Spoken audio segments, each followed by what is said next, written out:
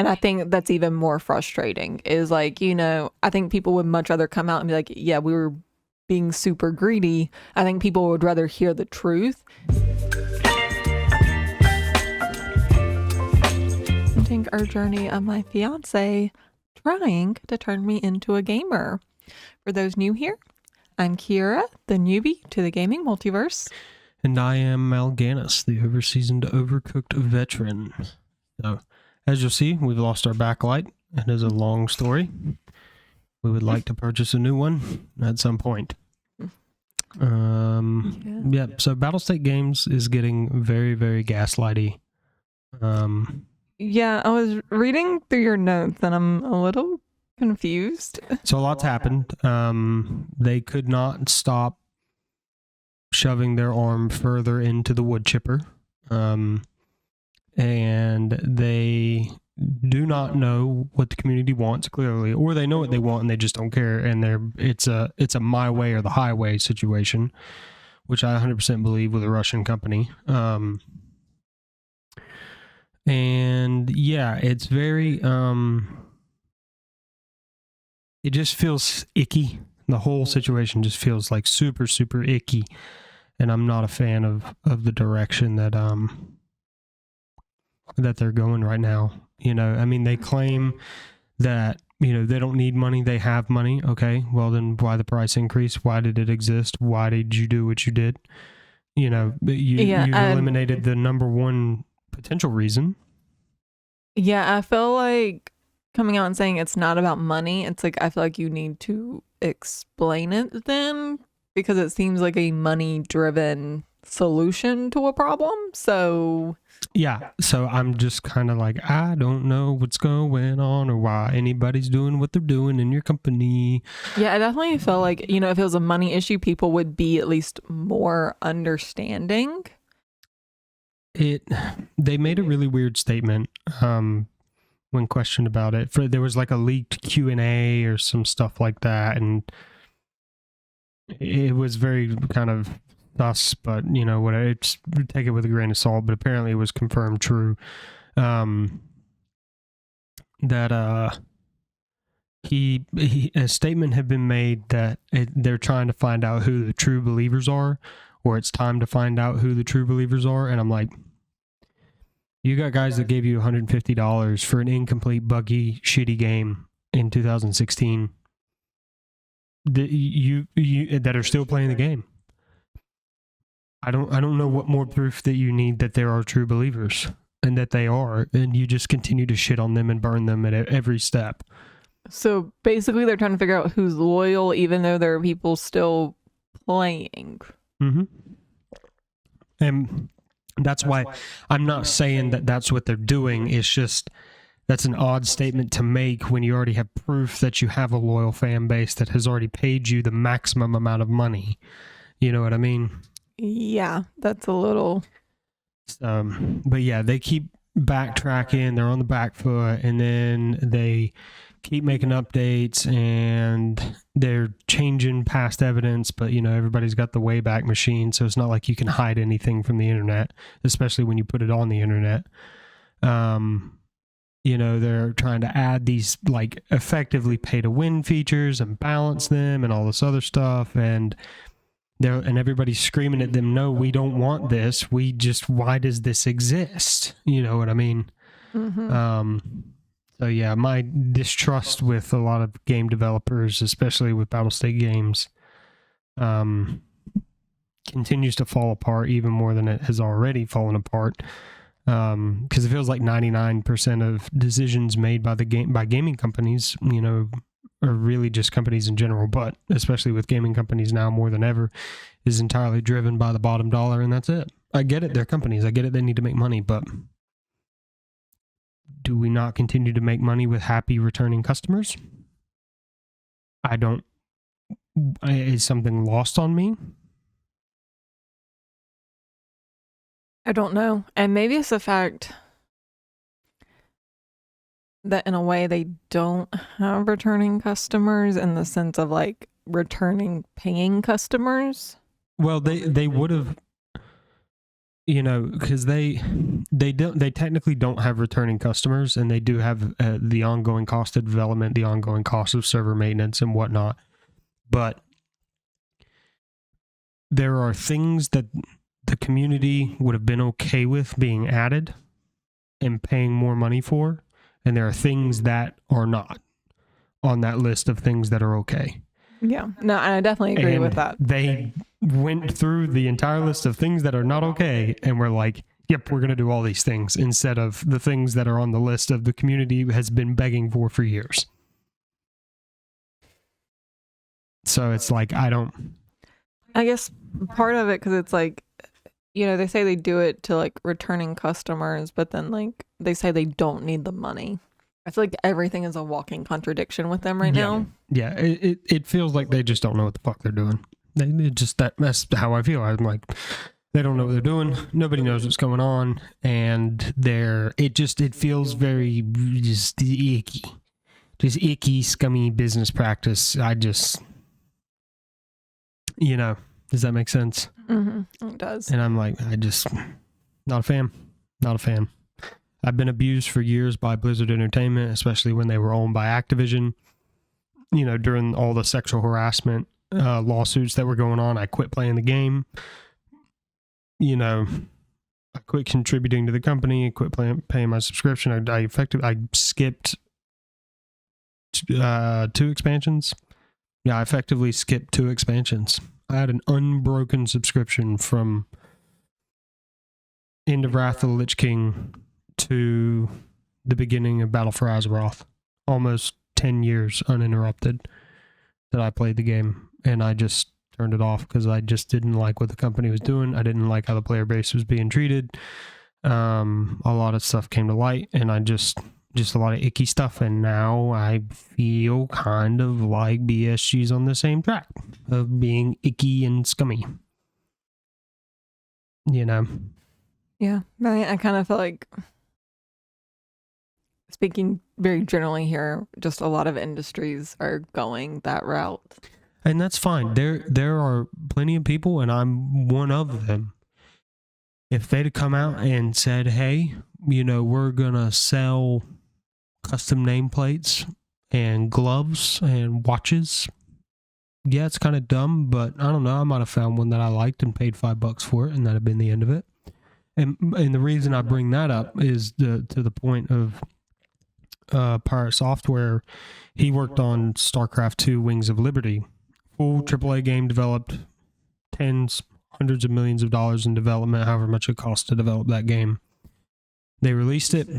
It made less money for Blizzard than the first store mount that came out for World of Warcraft.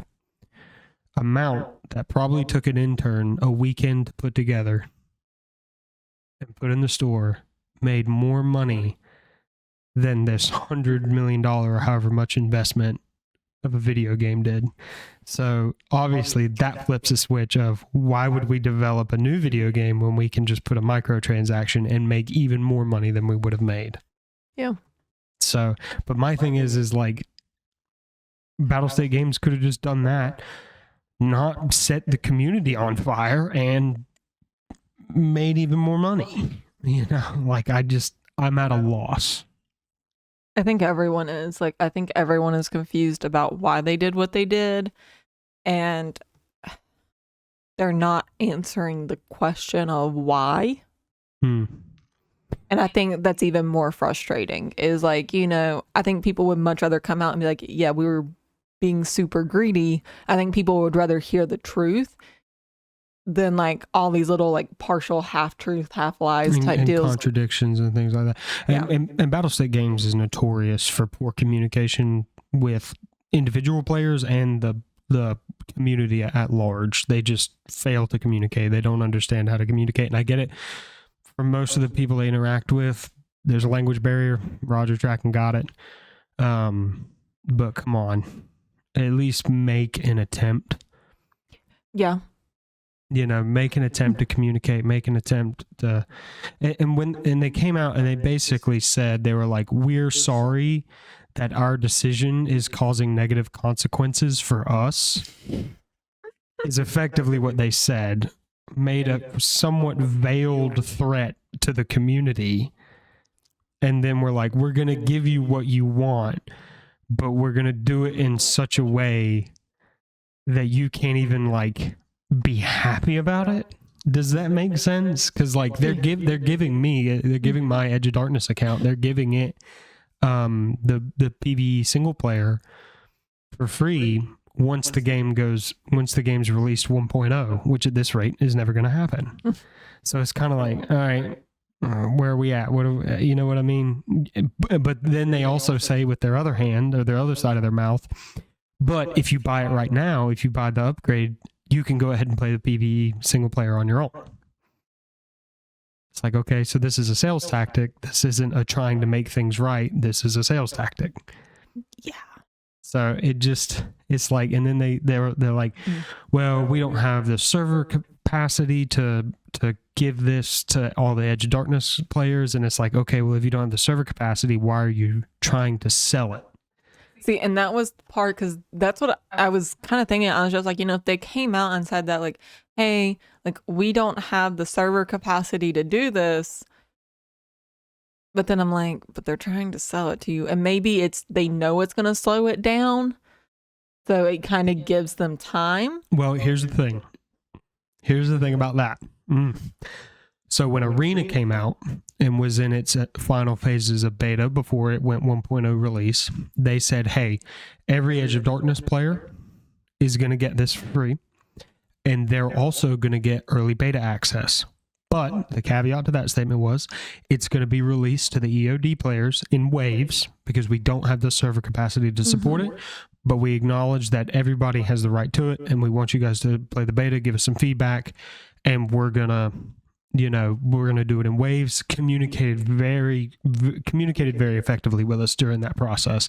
There was a little hiccup where, like, if you bought any edition of the game during that period of time, you got like automatic beta access, which was kind of dumb. I think that was more like a left hand not communicating with the right hand kind of thing. Yeah. But they have the capacity to communicate things like this and just chose not to. To me, it's all just willful negligence. Does that make sense? Or am I just whinging and moaning? No, that does. And like I said, like, sorry, my throat is still... You need me to make you a cup of tea? No, I think I'm good. You need a cough drop? I just finished one, so... I put one in before we started the podcast. Do I need to get... Where's the bag at? You want me to get it for you? Lunch bag on the dining room okay, table. I'm going to grab it real quick.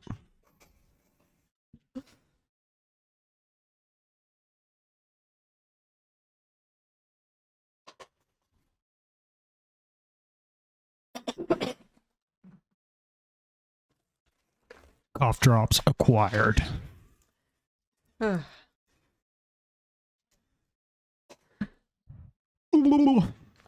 So yeah, one,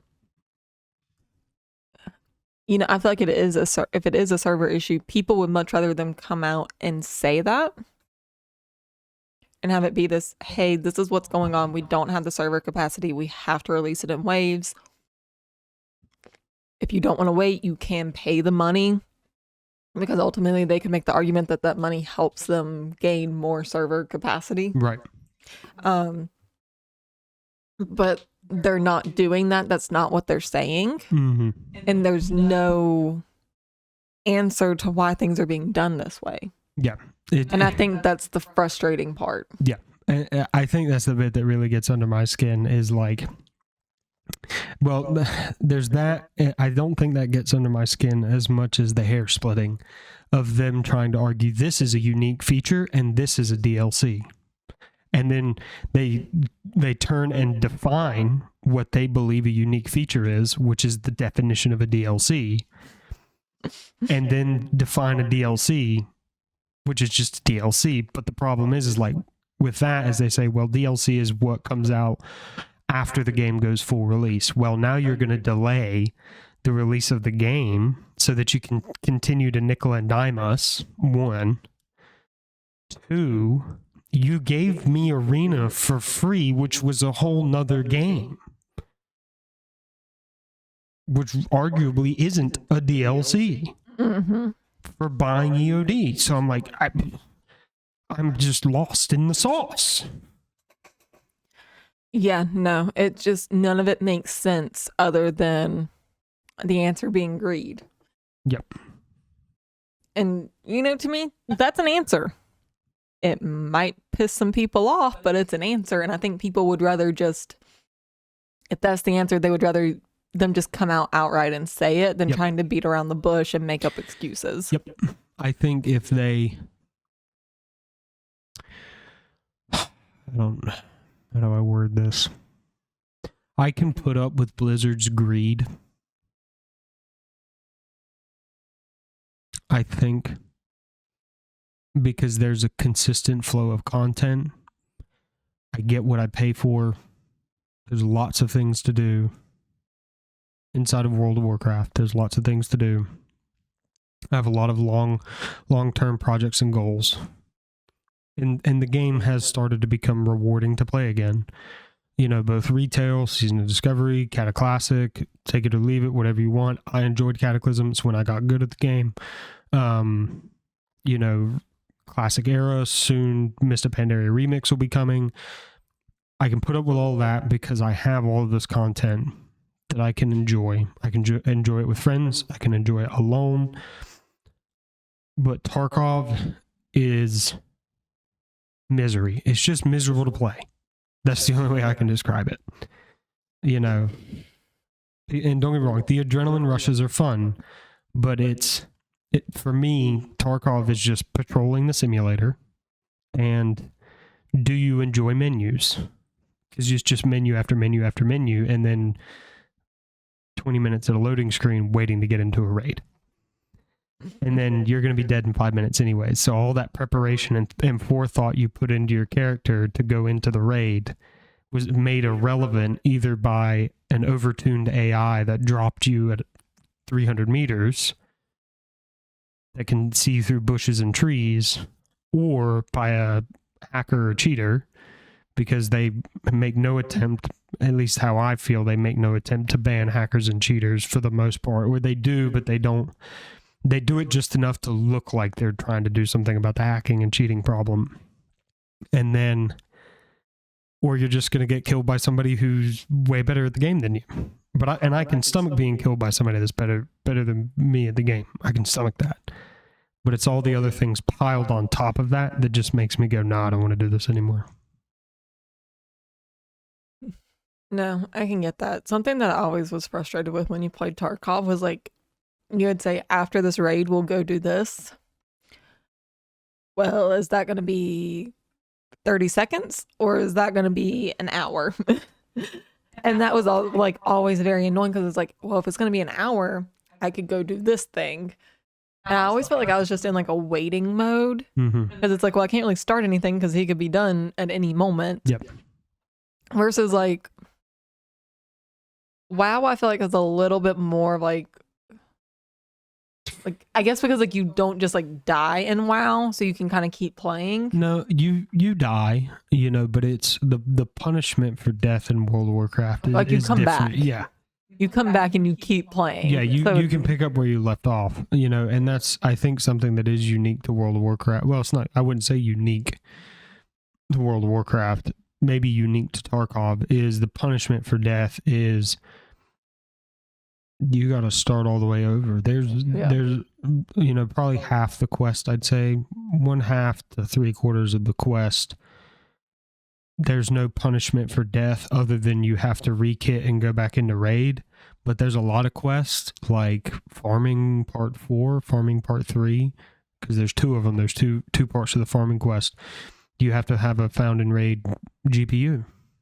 If you die with it, they either take it off your body, or if you stick it in your secure container and die with it, it'll come out of raid with you, but it's no longer found in raid, so it's not valid to turn in for the quest. You know what I mean? Like, to me, it's just arbitrary rules. Mm-hmm. But like, and there's my thing is how ludicrous the found in raid system is so if you have a helmet that's not considered found in raid because whatever you bought it from a Bender. You went into raid. I went into the same raid. I killed you and took your helmet in the raid, took it out of the raid. It's still considered not found in raid, even though I found it in the raid. So it has to track all the way back to the gear's origin point, which could be through multiple players. How ridiculous does that sound? That's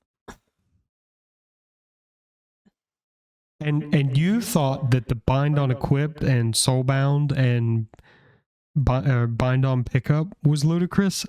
Found in raid is insane. like, okay, let me ask you this question because now I'm just curious. Because I get it's easy to be like, okay, they did not get it in this raid. That's kind of easy to store information for the video game, relatively easy. But is there any benefit to knowing like the origin of the piece? No, so from what I understand, it's a yes/no question Okay, attached to its ID code. that's what I was. And what'll happen is it doesn't happen at the exit of a raid most of the time, unless it's in your secure container, then it'll happen. It happens at the beginning of the raid. So if I crafted a helmet, because this is going to add to the confusion, if I crafted a helmet, it's considered found in raid. But I made it in my hideout. I didn't find it in a raid. I made it in my hideout. It's considered found in raid. I put that helmet on. I go into a raid. That yes/no, it says yes found in raid on its ID code. I'm assuming, I don't know how it's done internally inside their spaghettified code. You go into raid, that yes/no then gets turned into a no. It is no longer considered found in raid because I went into a raid with it.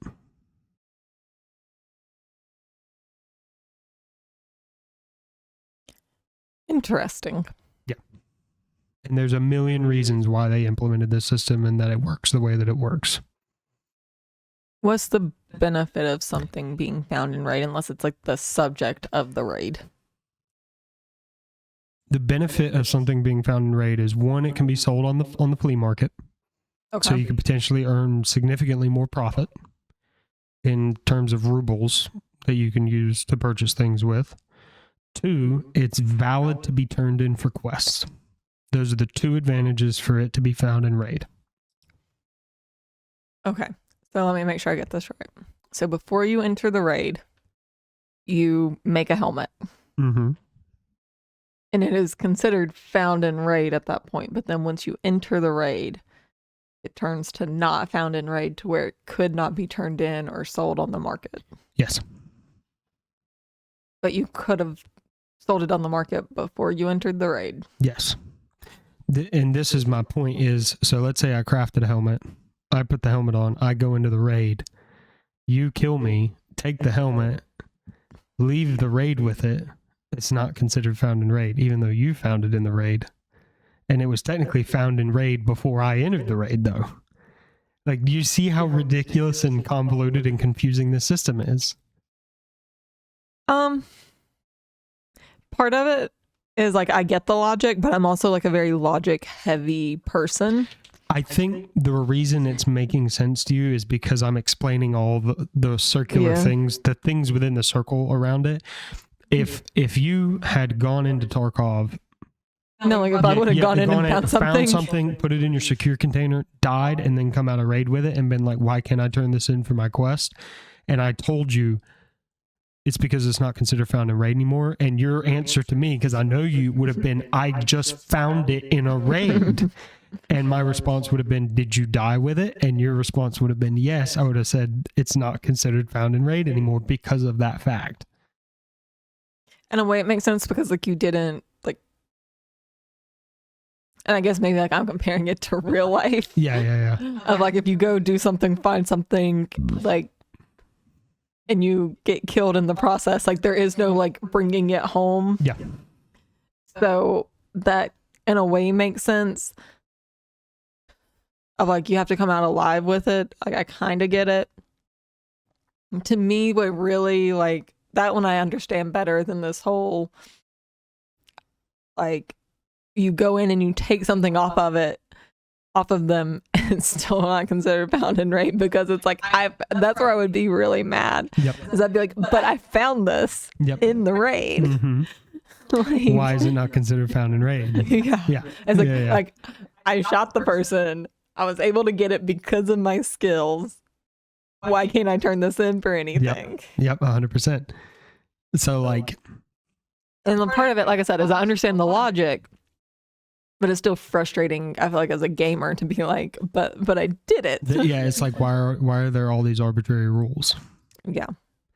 So, and that it just, and I wonder if part of it is like they want to limit the reward. It's not a limit reward. They're attempting to combat cheaters and arm tiers, is what they're trying to do. Wouldn't that just make it worse?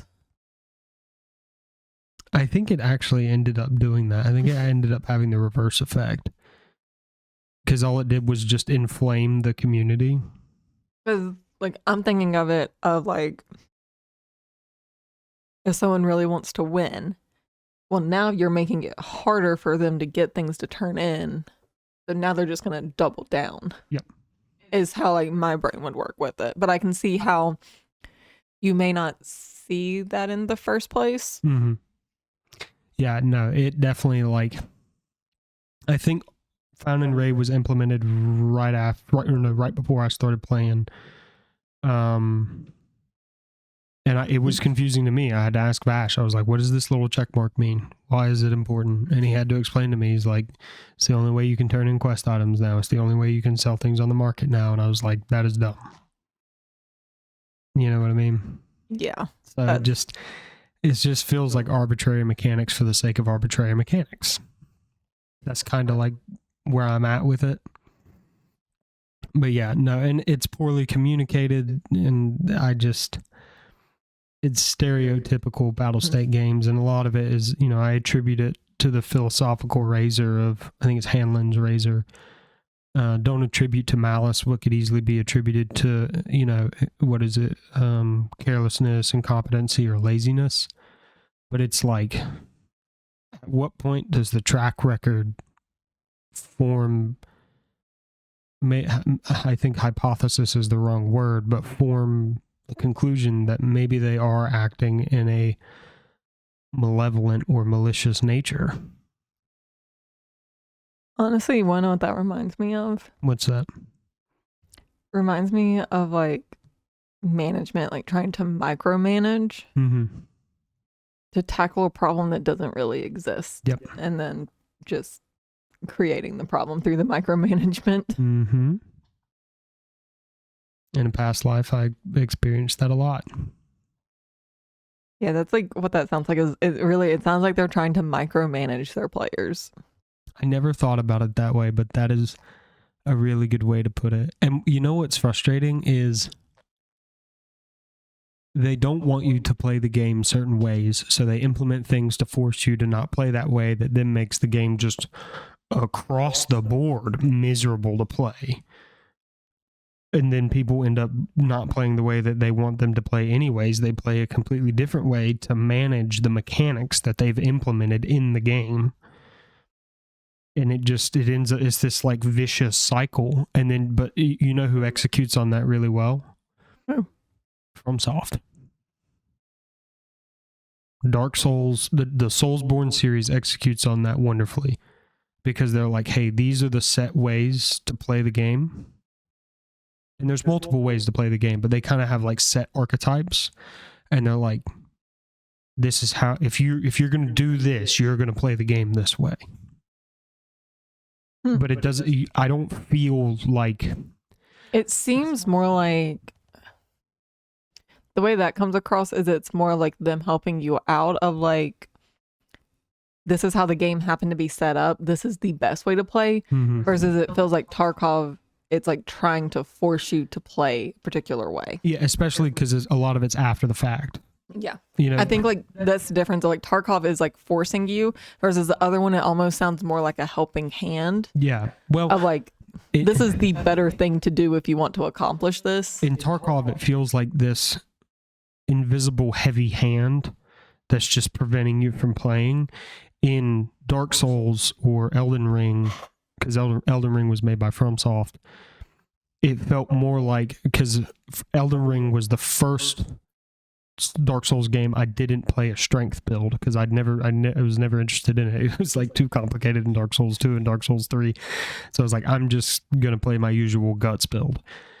But in Elden Ring, I was like, okay, I'm gonna legit learn how to play mage in one of these games. And I played mage, and well, if you're playing mage, don't get hit. That's pretty much the rule of thumb. Don't get hit. But a strength build can get hit, and it's okay because it plays into their character and their class. Mm-hmm. Mages can't get hit, but they do a little bit more damage than a strength build would do. You know what I mean? Like, I'm still playing the game the way they intended me to play the game, but I was drawn to that conclusion via mechanics. Yeah. In Tarkov, with the implementation of inertia and bushes being miserable to even get within a 50-meter proximity of them, and the way sound works and the way aim punch and all these different mechanics worked, it's like, you know what I mean? Mm-hmm. And it's paralyzing. It's really paralyzing. So I don't know. We got really sidetracked on it, but I enjoyed the conversation. Same. But yeah. But back to your point about Tarkov, is it going to be 30 seconds or is it going to be an hour? With World of Warcraft, I feel like, other than scheduled raid times, which you know about weeks in advance, or at least days in advance, I can pretty much put the game down within 5 minutes of whatever I'm doing. If you're like, hey babe, I need your help, I can be like, okay, no problem. I can either set it down immediately right then, or I'm like, hey, give me a few minutes, and then, you know. Yeah, no, and it's definitely, I prefer the dynamic of you playing World of Warcraft better than Tarkov. It's like, you know, Tarkov is just like, well, like, it feels like I'm on my own till you're done, and I don't know how long that's gonna be. Yep. Versus like, wow, it's like, if I really need you for something, it's like, give me a second to get out of this tough spot, and I'll be right there. And what was so frustrating with Tarkov was, you know, trying to think of a good example. I've got to go plant the camera in front of Kiba, but we spawned on a bad side of the map, so I quoted you, hey babe, this is going to take about 15-20 minutes, because Vash and I, we were just going to do it just a straight in hit and run. We were going to drop the camera, get out. Mm-hmm. I'm like, hey babe, it's going to be 20 minutes. We're going to be in and out of this raid super quick. We get in, 5 minutes off spawn. We're working our way into the center of the mall. Take contact. Now we're in a 20-minute standoff alone with these guys in this 20-minute engagement, and then it's like we both end up getting killed. So now we got to start over again, and it's that mentality of, I can't quit now. I've got to finish this, otherwise it's going to irk me. And it's just that feeding cycle on itself. Yeah, no, I get that. So. But yeah, Tarkov is not good for relationships. No, it is not. So, but another more, well, how do I word this? In continuing BSG fashion, Sony has screwed over the Helldivers community. Did we talk about this last week? I don't think so. Okay, so what had happened was they tried to make it to where if you purchase the game on PC, you have to register a PlayStation Network account with the game. So when you log into the game, it would prompt you, hey, you have to go register a Sony or connect a PlayStation Network account to your Helldiver Steam account. So it doesn't seem like that big of a deal. Here's where the wrench gets thrown into the machine. The PlayStation Network is region locked in many parts of the world. For whatever reason. Sony doesn't do business with that country. There's some kind of, order or whatever. Sony just will not allow the PlayStation Network to function there. So you've sold a bunch of people, because Steam can sell pretty much globally, like everywhere. You've sold all these people this game, and now you're effectively stealing the game away from them with this decision. Was it always like this, or No. is this like... Wasn't always like this. And on our continuing trend of poor communication, the Helldiver devs, who they're culpable in this, but I definitely don't feel like they're the ones to blame, didn't communicate it effectively, that was going to be something that had to be done later on.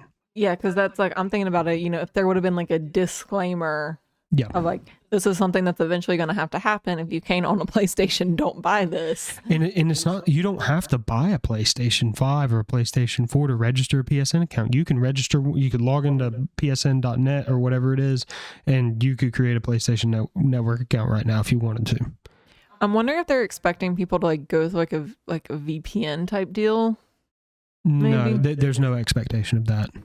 If there is, it was never communicated. But I think you're reaching a little far right now. I think that's what you're doing. I think I misworded that. Is not so much that they're expecting people to do it, but they thought that like people would enjoy the game so much that they would be like they would come to the conclusion to do that on their own. I don't think they thought that way at all. I think this was a Sony shareholders, board members decision of, we need more PSN users for a quarterly earnings report or something. This was like an accountant decision. And the hope said, well, if they make PSN accounts, they'll spend money. Does that make sense? No, it makes sense. It's just, it's stupid. And yeah, it's dumb. It's really dumb. Like, I paid for the game through Steam, downloaded the game through Steam. I'm a PC player. Why do I have to interact with the PlayStation Network? Yeah, that's just... And to add to the misery in the situation, Sony is notorious for poor user data security. They've had several major breaches in the past. Yeah, so it's like, hey, we're trying to collect your personal data that we can't secure or maintain ourselves. I mean, let's be honest, everywhere is trying to do that, and they can't secure it and don't know how to. So that frustration continues, and the Helldiver 2 community effectively rioted even harder than the Tarkov community. People were requesting refunds through Steam. They were requesting refunds on PSN, I think. It got review bombed on Steam, like review bombed back into the Stone Age. It went from overwhelmingly positive, which is the highest you can get, to overwhelmingly negative, like that.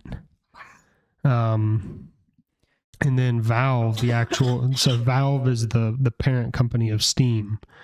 The creators and owners of it, they've apparently been issuing refunds for Helldivers 2, even if you didn't meet their original refund policy. Good for them. At least they're trying to do the right thing. Steam stood on business about this one, so a lot of respect for those guys. But so Sony has stated that they're backing off this. They're putting it to bed. They didn't say we're never going to do this again. They just said we're not going to move forward with this plan. But as I understand it, the game is now region locked again, or isn't not again, but is region locked to those regions that couldn't have PlayStation accounts. So it sounds like they're gonna try to do it. They're gonna try this again once everything blows over. Yeah, what it sounds like. So that's my understanding of the situation at time of writing and filming. But yeah, it'll be interesting to keep an eye on and see how that unfolds. Well, a lot of people, and the same thing happened in the Tarkov community. Everybody was like, yay, we won, because they added the PvE stuff and they're beefing up the EOD accounts in Tarkov, and Sony came out and said, hey, we're not going to move forward with this plan. Everybody's like, we won. I'm like, no, we didn't. All we've done is delay them. They're waiting for you people to just look the other way so they can swoop back in and push it through again. it's just a classic maneuver. It's like, oh, sorry guys, we're not going to do this now. Nobody reads all the way. That's the thing. Yeah. Nobody reads the rest of the statement in the way that it's worded, and it's worded as, not that we're ever going to do this again. It's we're just not going to do this right now. Is effectively what's happened. So, yeah, it has been a cluster in the gaming community for the past 2 weeks, really. Week and a half, 2 weeks. I mean, it feels like just like everything has been a cluster, like not just in gaming. It just seems like the whole economy is headed that way in general. Yeah, I saw a TikTok today that made me really, really sad. And it was this guy saying that he's deeply depressed because he feels like there will never be games like Baldur's Gate 3 again, or Fallout New Vegas, or Fallout 3, games that were made with passion without the main thing being give us more money, go to the microtransaction store, pay $100 6 months before the game comes out on a pre-order so that you can get early access and special rewards in game. Like back when it was like the game came out, then you went and bought it. And I think you could pre-order stuff in 2007, 2008. I mean, there was definitely like pre-orders, but it wasn't like you got access to anything. It was just like you just paid to get it the day of. So I remember the original thing with a pre-order was you would pre-order to guarantee that your physical copy of the game was in the store. Yeah. That day. So if they ran out of stock, they ran out of stock. That's just how it was. You weren't playing the game that day. You were pre-ordering from the company, and it was guaranteeing that you're going to be the first one with a game in the mail. Yep. And they're not waiting for more to be made and delivered. Yeah, and now they've completely ripped that apart and changed it into, gaming services, pay whatever a month, and you'll get access to all these games. And if you quit paying this service, we're going to take all your games away. I miss being able to physically own games a little bit. I do a little bit physically miss owning the physical copy of games. I will say I do enjoy Steam kind of protecting my games and their saves. That's an important thing to me is protecting save data. Because that was always really heartbreaking on Xbox 360. If your hard drive went out, you lost all your game saves in your story games. So it was like, painful. But no, I definitely understand that. So there was technically one video game that I kind of played as a teenager. The truth comes out. She's been lying to you this entire time. She was a gamer this entire time. I don't even know if you're going to consider. Have on with it then. Let's hear it. Just Dance. Just Dance is a game. That was the one game that. Were you good at it? Certain songs. Okay. I have my favorites that. Okay, it's like Guitar Hero. People are like, Guitar Hero is not a game. Yes, Guitar Hero very much is a game. But I still own the Wii. Yep, and it's sitting down there. Yeah, and Just Dance. So I like the fact that if I ever wanted to play it, you could play it again. And I'm not paying like $10, $15 a month for if I want to play it. Yep. It's like the one-time purchase by my parents. Yep. And that's it. Yeah, I'm not a fan of this. We'll keep making games if you pay us $15 a month to have access to your own library. I hate that. And I know I sound like a raging hypocrite because I'm such a World of Warcraft stan. But World of Warcraft established a precedent. So like, hey, you buy the game, you pay the subscription fee, that maintains the servers, you can play the game for as long as you want. And the subscription fee has not changed in 20 years or soon to be 20 years. To me, that's pretty fair. If you look at the cost, I remember a day when games were $45, $40, $50. I remember those days, and I know I sound like a whinging boomer, And I remember when games were like $50 and you got a physical copy that you got to keep forever. And now it's like they want games to be $100, $200, and it's a digital copy and it's an online service. And if you don't have an account with them, and you know, if you're not paying a network fee or something like that to have like PlayStation Plus or Xbox Live, then you can't play the game anymore because you can't connect to the servers anymore. Super frustrating. Well, and that's just, I think part of it has to do with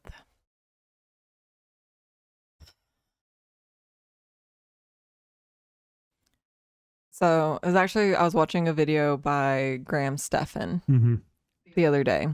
Actually, it might have been last night. But he was talking about like the hierarchies of ways to make money. And, you know, like the bottom tier being like a 9 to 5 employee, you're working from someone else, you're on their dime. Like I take offense to that. But it's like, and part of it has to do with just like I'm trying to think of how to explain this. Not so much the ease of it, but like as far as like accruing wealth, if you have something that takes off. Okay. So that's kind of the mindset. I get where you're going with it now. Yeah. So like a 9 to 5, it is harder to accrue wealth. Like in our situation, like if we work more than 40 hours a week, we don't get paid any extra. Yeah, that's true. All we get is like comp time that we can take at a later date. Yep. There's no extra money for it. But then there's like going into things like YouTube, which we're trying to do. We're trying desperately. Where like that, if you get monetized, then once you're monetized, every time people watch the video, you're gonna get AdSense from that. Right. And that will keep building without you having to put any work into it. And so there was like different ways of like owning like a physical. Is this like a passive wealth thing? Like generate passive income? It wasn't so much that, but it was like it's hard to explain the video, and also I was like half asleep because. So what I if I can jump in a little bit, so it's like 9 to 5, passive income, and then like wealth accruing assets that accrue in value. Is that like the top of the hierarchy? No, like assets weren't really a part of it. Okay. It was more like the whole like passive income more thing. But it's like, what is better passive income than like a YouTube channel where it's just like, or selling something that's only a one-time deal is now you're getting into the subscription models. Right. But, and it was like, that was kind of like the hierarchy of like, this is like the dream, this is the goal of like, this is what everyone wants to do. But, and it was a really neat video. It was really cool to watch. I like the way he explained it. And again, everyone has their own things. Like I like the stability of a 9 to 5. Yes, it is nice. You know how much you're going to get paid every 14 days. Or every month. Every month for you. So, and he wasn't like knocking any of them. And, you know, and everything has its pros and cons. Like Did she just shove her claws into your leg to get into your lap? Yes, she did. She's a very aggressive cuddler. If she wants to cuddle you, you will know. She is purring right now. She's like, give me mama's lap. Okay, so as I was saying, like that was something like that was a pro that he mentioned for the 9 to 5 is like the stability and the knowing. But then like a con for like the subscriptions is there's still like maintenance. Yep. And having to kind of like providing something. Yeah, you have to provide value, otherwise the subscription is worthless. Yeah, and eventually it's like, okay, people might get value out of it for a short time. Because even like he was talking about how he had started up like a subscription like course thing, and he just like got tired of maintaining it, and so like it's not making him any income now. She's like, hold me like a baby. She's like, I want to be held like a baby. He's just a little spoiled. Yeah, I'm really bad for that. But like, you know, a lot of people are trying to do the whole subscription thing because they're just like, it is this continuous income that like if people keep paying for it, but you have to continue to provide value to your customer. Otherwise, they are well within their rights to cancel. They're well within their rights to cancel, even if you're providing value and they just choose to not do it anymore. Yeah. And that's something I think a lot of people bank on, like, people not utilizing it and just forgetting or being too lazy to cancel because the Planet Fitness mentality. It's like, pay the subscription to come here, but please don't come here. That's the Planet Fitness subscription model. You looking at? Is she like hooked on you? Yeah. She wants to be hooked. I think she was using it for support. What are you trying to do? I don't know what she's trying to be a parrot. There we go. You saying hi to the camera? She's like, I don't know. So what were you saying? I kind of like finished up my point. Oh, okay. Yeah. No, I definitely get that. And like with our Patreon, shout out to the Patreon link below. If you like our content, want to support us, check this out. Yeah. Check that out down below. It's just ad-free versions of these videos right now. We want to do bonus content in the future. That'll be Patreon only. But right now we are not monetized on YouTube, so if you would like to support us, check that out. It is a way to do it. But I do want to do like bonus content that won't be published to YouTube, and I don't want to like, what was it that one YouTube channel tried to do where they tried to convert things they were already providing for free into a paid subscription. The Watcher. Yeah, I don't want to do that because I think that's really scummy. I enjoy making YouTube videos and putting them out there for free. Yeah. So definitely. I see you. I know exactly what you're about to do. No. I will pick you up and bring you over here. There we go. But on a brighter note, the raid team seems to be forming together a little bit better. Making a little bit of progress in Sunken Temple finally, after being short healers and DPS and tanks, and yeah, it's a whole thing. But yeah, so we've been making some good progress, which is nice. I'm still not a fan of the direction they're taking raiding right now, at least for the phases, because it's made it really hard to pug the content. But it is what it is, you know. So, but the fact that they also stopped us at phase 50 or stopped us at level 50 for this phase, I think has turned a lot of people off. They're just like, we want to hurry up and get to level cap. When can we get to level cap? That's kind of like their mentality right now. So they're like, yeah, we'll just take a break for this phase until level cap comes, which is understandable. And I get how people feel. But I am a little concerned about what's going to happen when 40-man raiding becomes a thing. From what I understand, Molten Core is going to stay as a 20-man. But then like Onyxia, Blackwing Lair, AQ40, Nax, you know, what's it going to be like to put together teams for that, you know? And to me, it seems like if some people are already struggling for 20-man, it's like, how are they going to get a 40-man team? Right. And I mean, my guild's big enough. We could field a 40-man team.